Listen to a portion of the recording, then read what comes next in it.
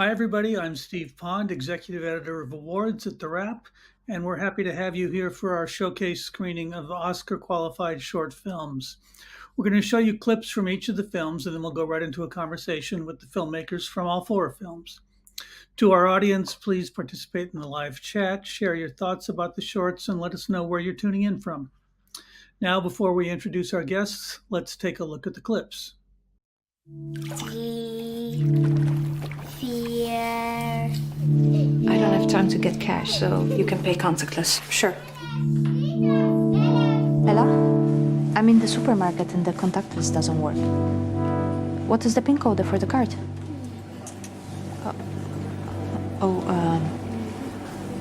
Sure. Floortje? Przywieżeli do Betlejem pasterze, Carina heeft er vanmiddag boodschappen mee gedaan. grając ślicznie dzieciąteczku na liże. Floor, where's the card? Ik heb hem niet. Floor, give me the card. Laat hem los! Laat haar los! A pokój na ziemi.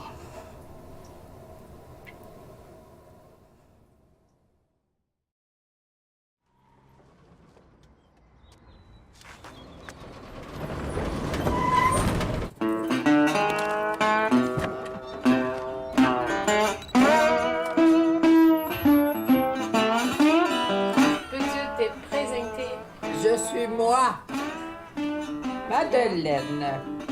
J'ai 103 ans et 4 mois. C'est beaucoup, mais je suis capable d'en prendre encore. Vous voulez bien faire un tour avec moi? Non, moi, je veux plus aller nulle part.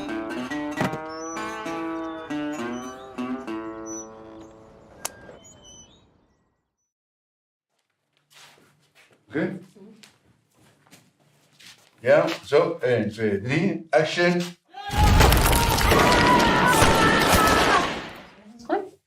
Niet zo was goed. Je moet echt heftig. Gewoon de pijnste moment van jouw lijf. Begrijp je? Eerst keren? Ja.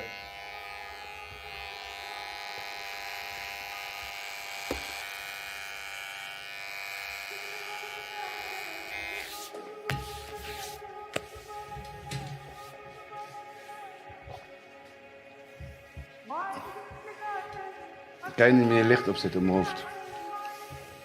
Kan dat niet. Nou, het is op de camera is het echt heel licht.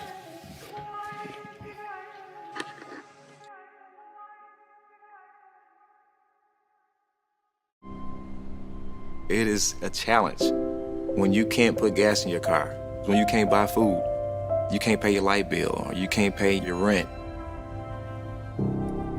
Life is going on, life is happening, you know, and trying to put a Band-Aid and stop the bleeding on the effects of generational poverty.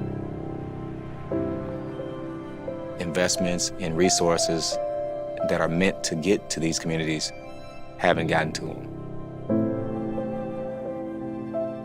There has to be economic warriors in the community to create economic justice. Hey, what's going on, man? Everybody good? My name is Arlo Washington, and my purpose in life is to advance equity, create opportunities, and build the community.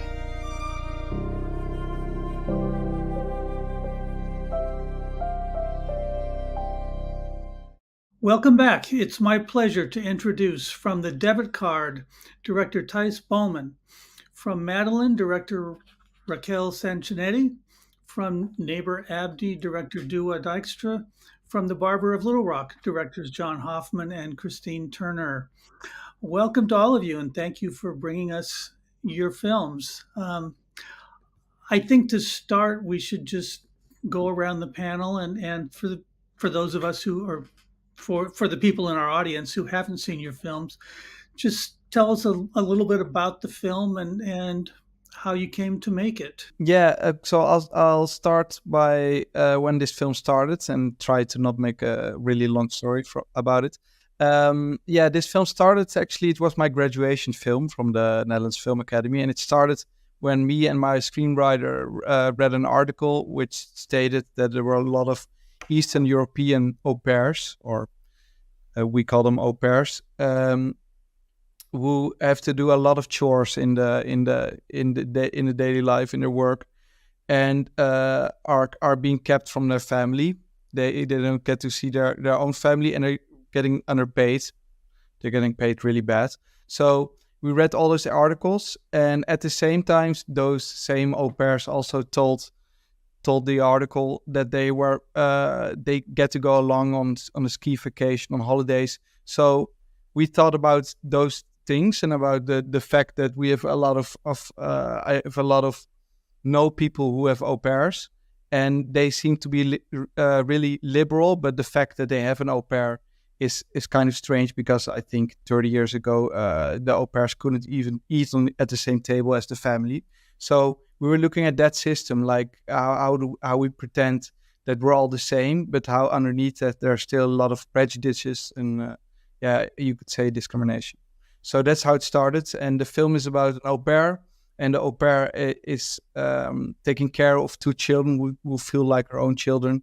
And one day she gets the debit card from the mother of the family to buy groceries. And when she wants to pay, the debit card declines because she needs to fill in the PIN code. So she asks the mother, can I have the PIN code? And the mother only wants to tell the little child the PIN code. So then a small rift occurs between them, and the little child doesn't trust the au pair anymore. And it has big consequences at the end. The other three films on this panel are all, to one form or another, are documentaries. Yours is not, but at the same time, it feels like it really came from observations and research into things that are really going on.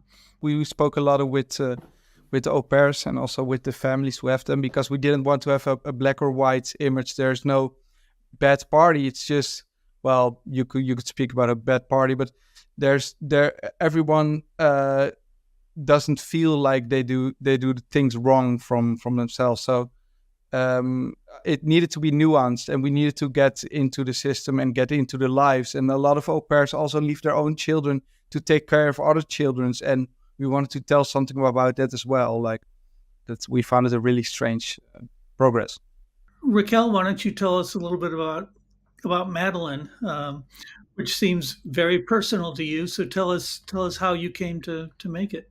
So I started with this project 5 years ago.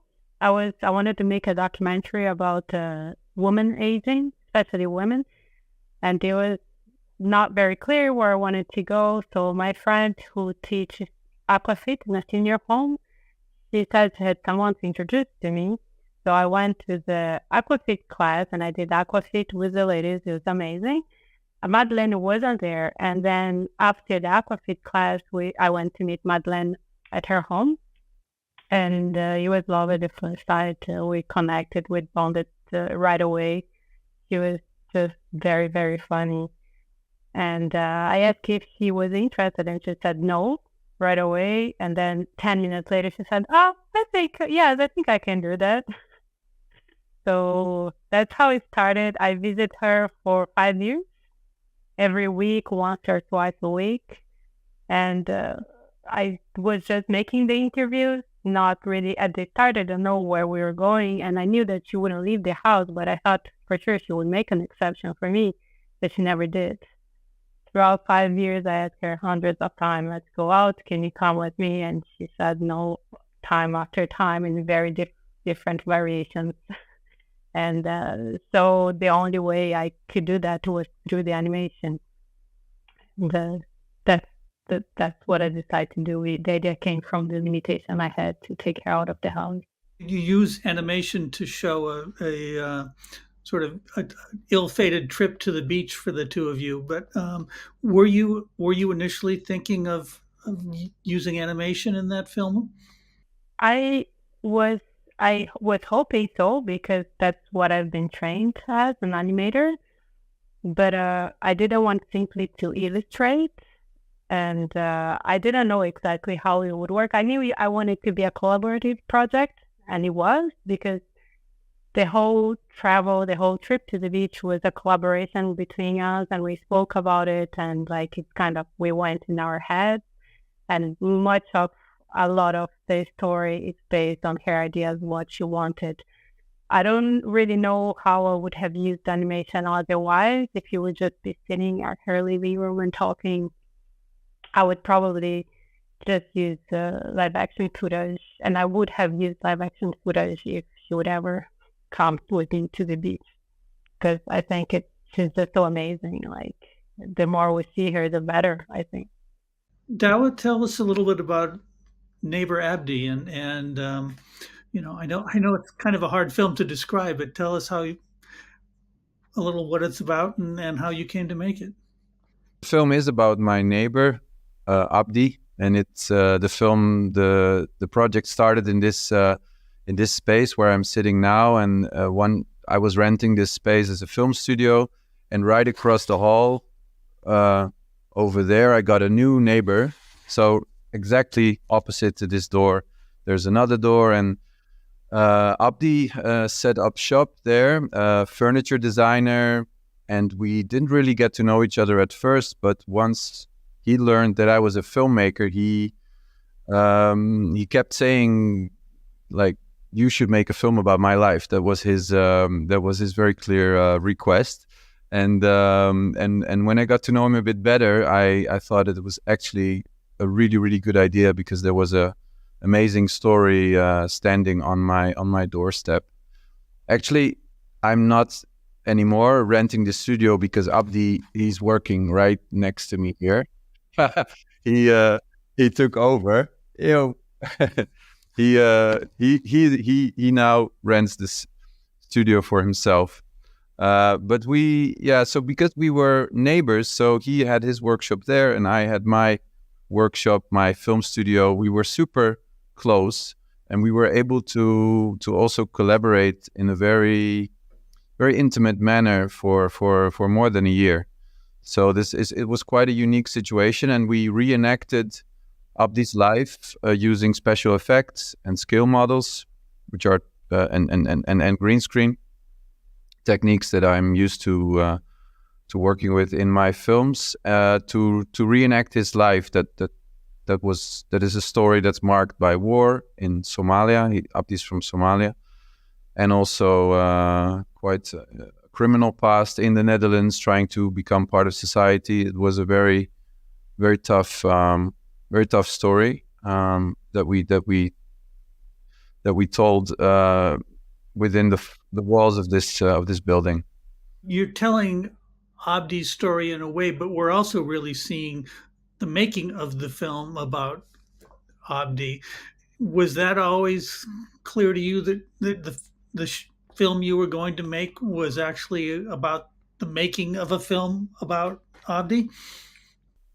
Yeah, it was always the plan. So I was looking for a way to reenact scenes from Abdi's life, but I was always aware that everything that would happen on set or during the making of, that was actually the heart of the film, because it shows the present opposed to this very hard past, and it also shows my relationship with my neighbor and with my protagonist. So it is a film about Abdi's life, but it's also a film about making a film about someone else, about someone else's life, and the questions that arise when you try to tell someone else's story.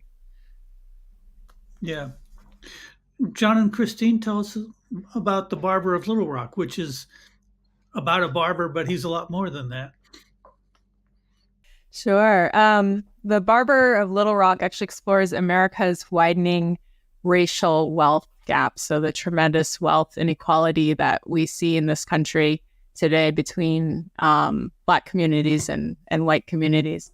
And we do this through the story of Arlo Washington, who, as you mentioned, is a local barber in Little Rock, and he runs a barber college, actually. That's an important place in the community for many people.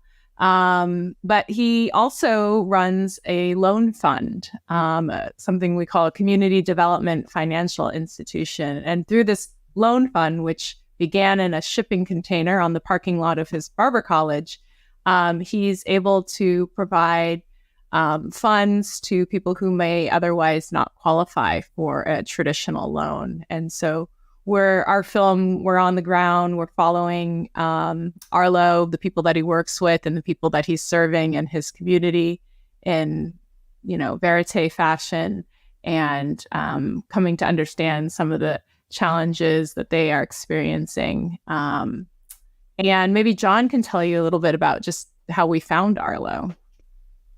Sure. In taking on this challenge that we were given to make a film about the racial wealth gap, we read a very important book called The Color of Money by a woman named Marissa Baradaran. And it's about the history of Black banking. And it's actually about the history of the failures in Black banking since Reconstruction, and how the government has had one failed initiative, program, policy after another, until 40 years ago, they created this program of community development financial institutions to get capital into underserved Black, Latino, and rural communities who are just traditionally just excluded from the financial system. And so we watched a conversation between Bill Clinton and the first woman who ran this program for him, named Donna Gambrell. It was created under the Clinton administration. And so we reached out to Donna, who is the president of the National Association of Black Bankers, and said, we want to live in one of these high-touch, nonprofit loan funds. And she said, I'm just the person for you. And she's the one who introduced us to Arlo, Washington. So was he welcoming, or was it tricky to get him to, and the people he worked with to give you access and be open? Yeah, I mean, Arlo, so I should also mention he runs the Barber College alongside his wife, Debony. And the two of them together, they thought long and hard about whether they wanted to welcome us into their place of business and into the loan fund. And I think because, they have created these really safe spaces, and once they entrusted us to, come and film, by virtue of them, other people then trusted us. So we were very fortunate in that we were welcomed actually in the various places that we filmed, and that people were willing to share with us and be so open about their experiences. We also worked with a really wonderful cinematographer, Tony Hardman, who did a really excellent job of capturing, these really sort of intimate and intense moments, but also disappearing into the environment and the scenery at the same time. So of course we owe a lot to him. So yeah, I think, we also spent quite a bit of time out there. I think, John, it was about over a year that we, were on the ground and filming, and also worked with a lot of local people as well, to try and engender that trust and also just tell a really authentic story. Yeah. All right. Well, let's talk. Let's go around again and talk about what were the biggest challenges of making your film, whether it was, financial, creative, Anyway, I mean, Thijs, we'll start with you again. I mean, to make the debit card, what were your biggest challenges? Well, I think production-wise, it was a pretty big challenge because we shot it a time ago already, because it was during COVID and there was a night curfew, and we already got everything set in a fully glass house, and then we only could go outside at daytime, so we needed to box everything up to make everything black from the outside. So that was kind of a challenge. And then also we needed to stay away 1.5 meter, but there are really tiny rooms with I think like 12 people. And I think that at the same time is also the biggest challenge. I shot with two girls from 5 and 7 years old, so they were pretty young. and but it was so great to work with them because it's difficult to work with small children, but they also get so fully committed to the part, and they don't differentiate between the reality and the movie reality. So they totally go up in their role, you could say. So that was wonderful, but it's also challenging because they're really young, and you can shoot with them, I think, like 3 hours, and then they're really tired. So, and then we had like dinner scenes with 12 people. So that was pretty challenging. And the casting process was also challenging because we did a lot of casting. But I think all the challenges worked out really well. So they turned out for the good. Yeah. So do the other actors have to be ready to sort of pivot and change when the girls aren't exactly, delivering the lines in the script? Yeah, I think we improvised a lot. So I always like to have the script there so we can get away from that. So yeah, I think we played with it a lot. We played with a lot of scenes. I let scenes go further on, so the reaction would be as natural as possible from the children, because they couldn't even read. So if I would give them, they couldn't say it. So we needed to play with that. We shot a lot. Well, they didn't know we were shooting, so we had all kind of gestures with each other that we could shoot when they were in the moment. Raquel, for you, what were the biggest challenges in making Madeleine? I think the biggest challenge was that this is my first film as a producer and director. So that was already a big challenge. It was a small budget. So I think the budget was the biggest constraint, because I couldn't hire experts. I couldn't hire a studio for a long time. So everything had to be done very fast. We had absolutely no idea what we were doing. And halfway through, we had all the wrong measurements. It was a mess. I had to move studios in the middle of the shooting too, because we had to move to a smaller studio. The mountains wouldn't pass through the door. We had to cut them and glue them afterwards. It was so production-wise, it was very difficult. Also, I was learning how to produce, so all the financing part of it and holding the production while doing the directing too. So that was pretty hard. In the creation, I think the hardest was to gather the sentences that I used in the film, because I had over 500 hours of footage, and I had to cut. There are so many things I wanted in, but at the end I had to choose just 5 minutes of conversations that I could use. So that was hard. They took a very long time. Did Madeleine want to say in what you used and what you didn't use? Yes, absolutely. She said from the start, I wanted to be positive. I want to be happy, because we see a lot of killing already. If you want to see sad stuff, you read the news.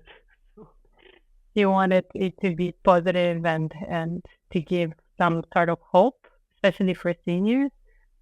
So that was something she wanted from the start. And she would also, like, when we would discuss what would happen, she would change things. Several things she wouldn't like. The puppet I was making for her, she would also always say, the belly is too big, the head is too big, so I had to chop some foam and readjust to her liking. So it was a collaboration in the way that she was involved throughout. Even if she would never leave the house, I would bring everything to her all the time, and she would criticize and she would give ideas. Like, for example, the camel was her idea. I was like, what? She thought it would fit. I said, okay, well, let's make it fit. So a lot of it came from her ideas. And she saw the halfway shot film. I would bring to her every month. I would bring an updated animatic for her to see where we are at. At the time, she couldn't see properly anymore. She was half blind, and she'd say, I don't see anything. And then after she said, but they moved really well, and the head is still very big. I was like, okay, I thought you said it didn't see anything. So yeah, she participated a lot. It was throughout the film. Douwe, for you, for Neighbour Abdi, what were the biggest challenges? one of the biggest challenges was also what made for me this project amazing, because it was very open and free, the process. So we had this situation where this studio was always ready to shoot anything for this film, and I was neighbors of Abdi, Abdi's neighbor.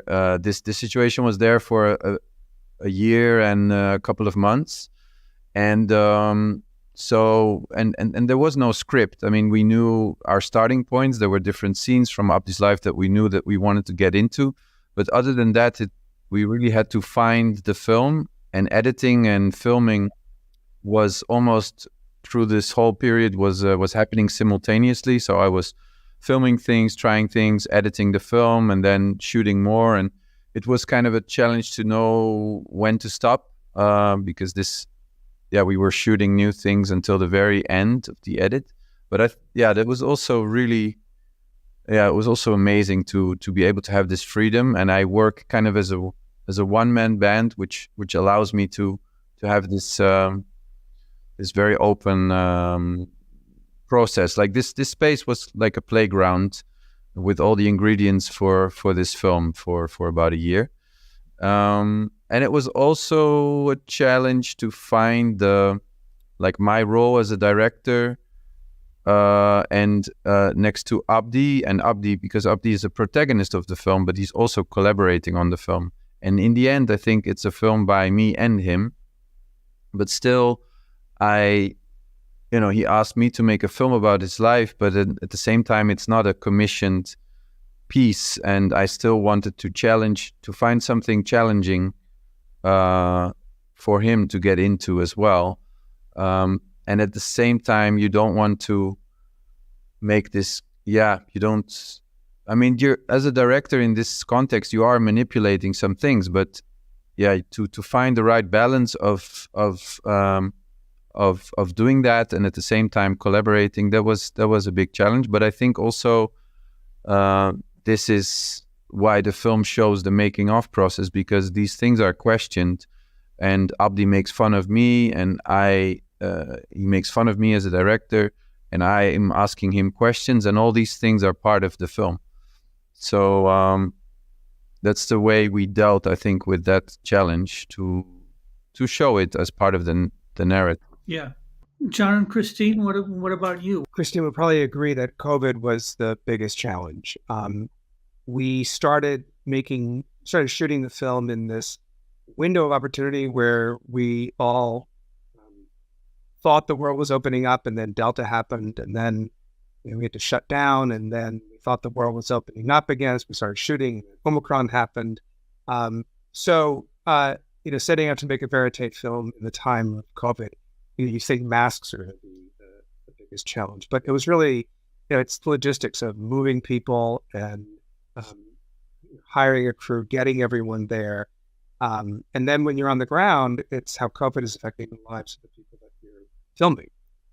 So there's no question that created the biggest challenges, but it also that opened up opportunities, because the lives of the people that we were following were being impacted by COVID. And so a community that's already stressed is now even more stressed. And so there was more problems with housing in Little Rock, and greater challenges of people to find safe places to live. So you see this incredible sort of desperation that people have coming into this trailer, this shipping container that Arlo has the offices in, and dealing with all those staff, people who have been, just evicted from their homes might have burned down. And so it's raw. It's very raw. And you add COVID on top of that, it created a lot of tension in front of the camera, which and that was purposes of making the film, capturing people when they're in, such difficult times can be compelling if they're allowing you in. And we were to the point of, Christine was making earlier about the trust that we had. We were incredibly fortunate that people allowed us to film them when they were so vulnerable. And so COVID just was a compounding factor in the vulnerability of each of those lives. Yeah, I mean, I suppose making a film about community in a time of isolation is tricky. So, I mean, for all of you, what is the appeal of the short form? I mean, I feel like for all of these stories, you have the right length to tell it, but I mean, Thijs, for you this was a student project, so naturally you're using the short form, but do you feel like this was the right form for this story? Yeah, I think when we started this film, it was for us really important because I made some films before where I tried to capture the whole world and all its themes in 20 minutes, and I failed. So I think it's important in short film that everything matters, like every sentence, every shot, like even more than in a feature film. In feature films, it matters as well. But I think you can also tell big themes, and that was also what was the starting point for us, that we wanted to have something as small as not trusting someone your PIN code or what seems small at first sight means something way bigger, like distrust and prejudices about someone, and how you can give that from a mother to a child and how that can grow like a tumor.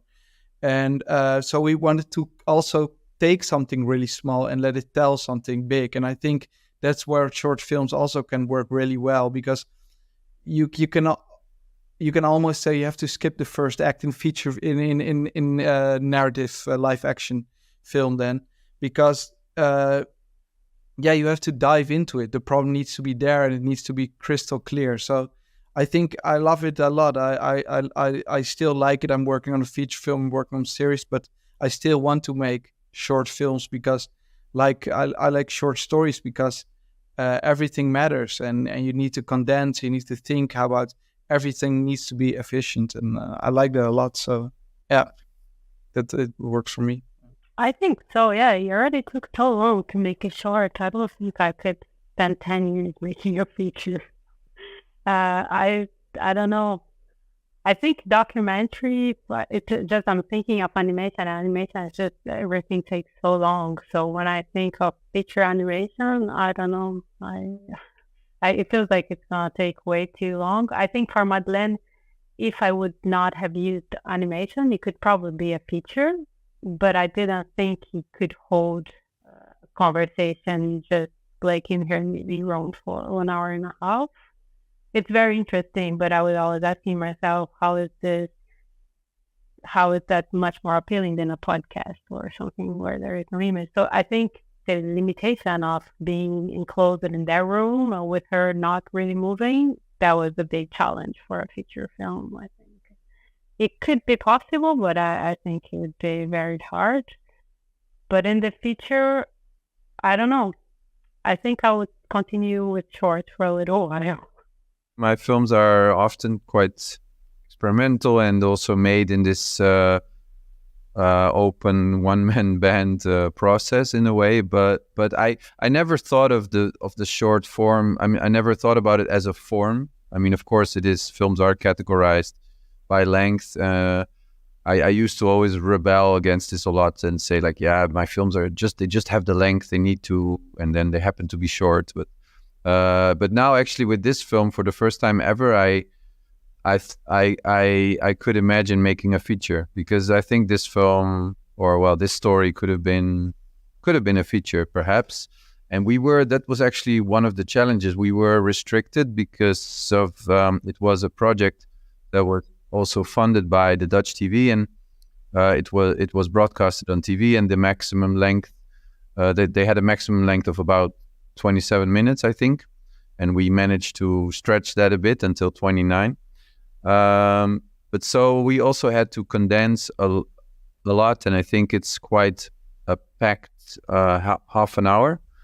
But that works for the film. I think it's intense. It doesn't feel like half an hour, but it was a challenge to make it fit. It was 35 minutes at some point, I think, and then we cut and cut. But it really makes you get to the essence of things and kill your darlings.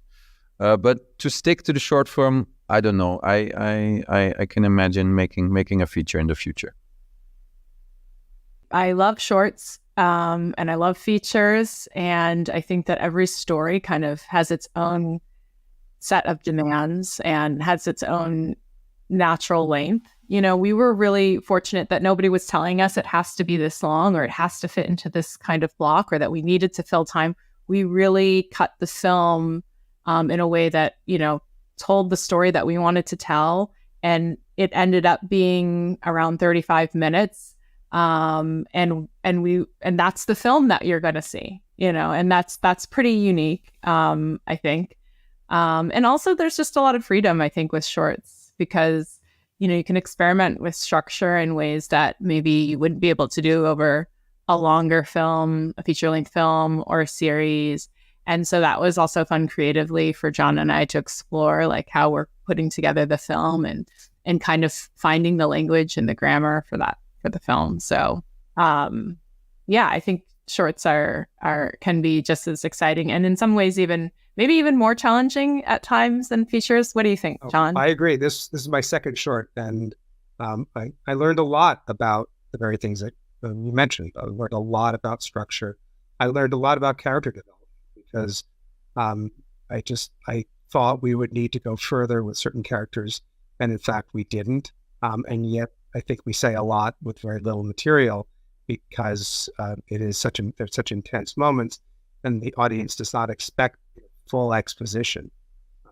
So that was a big, great learning experience for me. Well, I think that's probably a good note to wrap this up on. But thank you all for your films and for participating in our conversation. Thank you for joining us. You can also be the first to know about upcoming screenings, get access to exclusive contents by becoming a Wrap Pro member. For other screening information, including past screenings you might have missed, please visit TheWrap.com and click on the events tab in the main bar.